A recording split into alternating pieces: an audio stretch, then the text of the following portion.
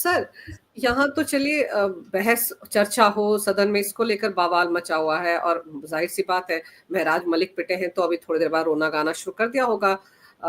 अखिलेश अखिलेश कह रही हूँ, अरविंद केजरीवाल एंड कंपनी ने, वो भी अभी रोएँगे-गाएँगे कि देखिए हमारा इकलौता पिट गया। लेकिन सर, राहुल गांधी क्या कर रहे हैं?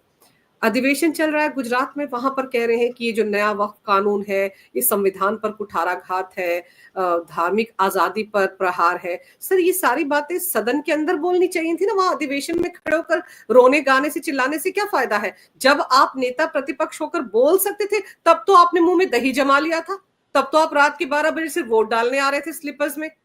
तो ये कैसी राजनीति कर रहे हैं राहुल गांधी? कांग्रेस की सोच, अप्रोच और उलट बांसियों पर हंसी भी आती है, दया भी आती है, गुस्सा भी आता है। शाहबानो केस में क्या किया था इन्होंने? शाहबानो केस में सुप्रीम कोर्ट से गुजारा भत्ता देने का आदेश हुआ था और वो जो राजीव गांधी की सरकार थी वो 400 प्लस की थी, यानी भूतों न भविष्यति वाली सरकार थी वो। इससे पहले भी कांग्रेस को इतना जनादेश नहीं मिला था और इसके बाद तो इनको कभी बहुमत मिला ही नहीं है। देश की जनता ने इनको जगह दिखाई है। तो मैं ये जानना चाह रहा हूं कि शाहबानो केस को उलटने के लिए तो आपने संसद से संशोधन किया था और कानून पारित किया था। आज संसद के द्वारा पारित किए गए, संशोधित किए गए कानून के खिलाफ आप उसी सुप्रीम कोर्ट में जा रहे हैं जिसको आपने 87 में चैलेंज किया था और संसद से कानून पारित कर दिया था। यानी सुप्रीम कोर्ट का आदेश पलटने के लिए तो आप संसद का सहारा ले रहे हैं और संसद से पारित प्रस्ताव को सुप्रीम कोर्ट में जाकर के चैलेंज कर रहे हैं। इतनी इनकी बुद्धि पर तरस आता है और ये कितने एक्सपोज होते हैं ये इन दो प्रकरणों से पता चलता है। और राहुल गांधी की तो बात ही क्या करें अंजू जी। वो पिछले दिनों जब एक इंटरव्यू चल रहा था अमित शाह का, शायद नाविका कुमार के साथ चल रहा था, उन्होंने कोई सवाल पूछा तो अमित शाह ने कहा कि ये सदन है, सदन के कुछ नियम कायदे कानून है, ये नियमों से चलता है। किस खानदान के हो, किसके पोते हो, किसके बेटे हो, ये देख करके नहीं चलता। जब बजट पर बोलने की बारी आई थी, आप वियतनाम में छुट्टियां मना रहे थे। उसके बाद जब दूसरे विषय आए तो आप बोले नहीं। यानी ये जो वक्फ संशोधन बिल है इस पर आप बोले नहीं, आपने दूसरे सांसदों को कह दिया कि वो बोले। और इस पर तो माँ, बेटा और बेटी तीनों ही नहीं बोले। और वो क्यों नहीं बोले वो मैंने आपके ही प्रोग्राम में बताया था, इनकी केरल की राजनीतिक मजबूरियों के चलते। क्योंकि वहां की मिशनरी, वहां के सब ईसाई वगैरह, वो सब इस बिल का समर्थन कर रहे थे। अब इस परिवार को ईसाइयों के भी वोट लेने हैं, मुसलमानों के भी वोट लेने हैं, किसको नाराज करें और किसको खुश करें, इसलिए तीनों नहीं बोले। अब जाकर के अहमदाबाद में बोल रहे हैं। तो अब पछताए होत क्या जब चिड़िया चुग गई खेत। अब तो पारित हो चुका, राष्ट्रपति के हस्ताक्षर हो चुके, अधिनियम बन चुका, नोटिफिकेशन जारी हो गया, वो तो लागू हो गया, 8 अप्रैल से लागू हो गया। तो अब क्या कर रहे हैं? कपिल सिब्बल को खड़ा करो, अभिषेक मनु सिंघवी को, दवे को, प्रशांत भूषण को, सबको खड़ा करो।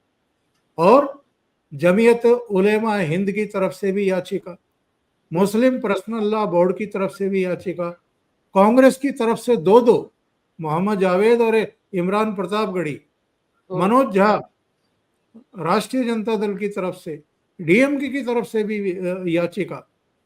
मतलब कुल मिलाकर के करीब 1 दर्जन याचिकाएं सुप्रीम कोर्ट में लगा दी इन्होंने। क्या होगा?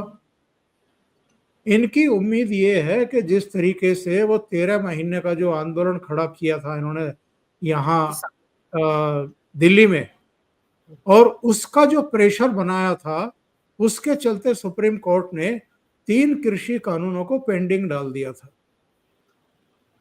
तो ये चाह रहे हैं कि ये मुर्शिदाबाद में, मणिपुर में भारतीय जनता पार्टी के अल्पसंख्यक मोर्चा के प्रदेश अध्यक्ष का घर जलवा करके, मुर्शिदाबाद में पुलिस की वैन और दूसरी व्हीकल जलवा करके, आगजनी करवा करके, जम्मू कश्मीर विधानसभा में हंगामा करवा करके, और 11 अप्रैल से देशव्यापी आंदोलन छिड़वा करके सुप्रीम कोर्ट के ऊपर एक प्रेशर बना दो, वैसे ही 13 महीने के उस तथाकथित किसान आंदोलन की तरह, और इस कानून को भी पेंडिंग डलवा दो।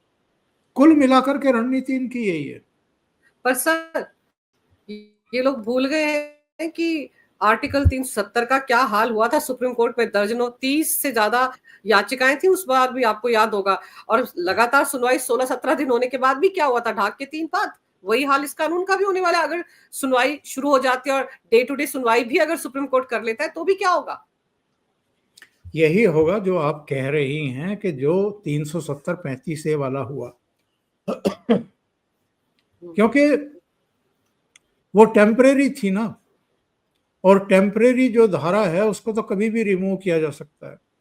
और टेम्परेरी जो धारा थी वो भी राष्ट्रपति के सिग्नेचर से जो है वो जारी करवाई थी संसद की, उसमें ठीक है स्वीकृति ली गई थी।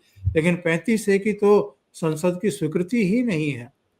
उस पर तो अमित शाह ने पार्लियामेंट में ही खड़े होकर के मल्लिकार्जुन खड़गे से पूछ लिया था कि ये 35A कैसे लागू हुआ, बिना संसद की स्वीकृति के ये चोर दरवाजे से लागू क्यों किया गया। 35A मतलब जम्मू कश्मीर में जाकर के कोई जमीनें नहीं खरीद सकता, संपत्ति नहीं खरीद सकता। तो ऐसी क्लॉज जो है, इन्होंने बहुत बड़े बड़े पाप कर रखे हैं एक्चुअल में। और इस मामले में तो जो इन्होंने ये प्रोविजन किया था, एक तो सेक्शन 40 वाला, ये कहीं टिकने वाला नहीं है, सुप्रीम कोर्ट में भी टिकने वाला नहीं है। सुप्रीम कोर्ट भी पूछेगी कि ऐसा शैतानी कानून और व्यवस्था आपने कैसे कर दी। दूसरे, सुप्रीम कोर्ट से नीचे कोई कोर्ट उसकी सुनवाई ही नहीं कर सकती। जो जमीनों पर आप कब्जा कर रहे हैं या जिन पर आप उंगली रख रहे हैं कि जी ये जमीन हमारी है और उसी दिन से हमारी हो गई, आप अब इसको बेदखल करो, अब हम कब्जा करेंगे। तो जितने प्रोविजन, जितनी पारदर्शिता, जितनी जवाबदेही इस कानून में मोदी सरकार लेकर के आई है, मुझे नहीं लगता कि उसको आप लाख चैलेंज करा दीजिए। अभी तो 10-12 याचिकाएं हैं, आप 40 लगवा लो। हाँ। पर मुझे लगता नहीं है जब इसकी सुनवाई शुरू होगी तो ये लोग कहीं टिक पाएंगे। दूसरी बात, एक और बात कहता हूं मैं, मोदी सरकार क्या ऐसे ही काम कर रही है, ऐसे ही मुंह उठा करके कोई भी कानून ले आएगी? बाकायदा उस मंत्रालय से रिलेटेड जितने सलाहकार होते हैं, जितने उनके सोर्सेज होते हैं, उनकी भी सलाह होती है, विमर्श होता है, ठोक बजा करके कानून तैयार किया जाता है। फिर विधि मंत्रालय में जो विशेषज्ञों की टीम है बैठी हुई है, वो उसको देखती है, सारी चीज़ों को उलट पलट करके पीछे क्या क्या हुआ है, कब कब क्या क्या संशोधन हुए हैं, क्यों हुए हैं, इन सारी चीज़ों की समीक्षा मीमांसा होती है। और सरकार के पास हरीश साल्वे जैसे इस समय ब्रेन हैं जिनसे सलाहें ली जाती हैं, और जब वो हरी झंडी दे देते हैं उसके बाद किसी भी कानून को लाया जाता है, किसी भी बिल को पेश किया जाता है और पारित कराया जाता है। तो इतनी कच्ची गोलियां तो नरेंद्र मोदी सरकार ने भी नहीं खाई हुई।